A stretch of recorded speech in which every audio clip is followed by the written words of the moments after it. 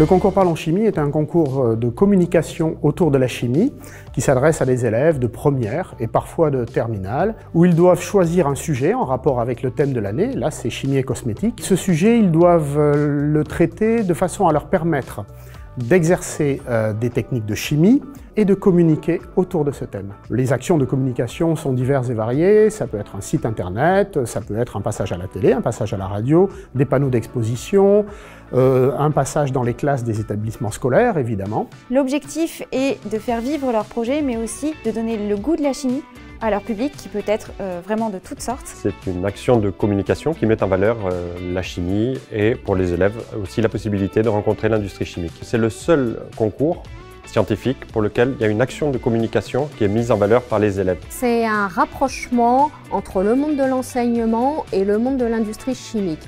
Et le but ultime, c'est d'essayer de susciter des vocations. Les clés pour un bon sujet, des élèves dynamiques, des élèves impliqués, des élèves motivés, précis sur le vocabulaire utilisé, qui arrivent avec une démarche scientifique. Un bon projet, c'est un projet dans lequel vraiment il y a à la fois une valorisation de l'action de communication et des actions de chimie qui ont fait les élèves au cours de leur projet. Un sujet maîtrisé, un élève futur communicant qui sait s'adresser à son public, qui a trouvé son public et qui a développé une stratégie de communication comme il se doit. Une bonne communication, une bonne chimie, une assise locale, une rencontre avec les professionnels.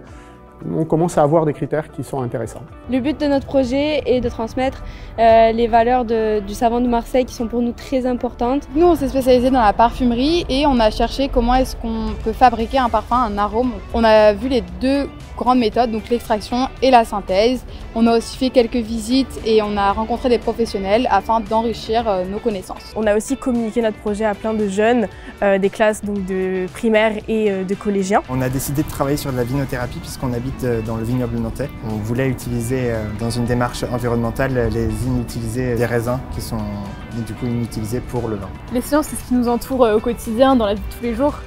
Et c'est important de se questionner sur ce qui nous entoure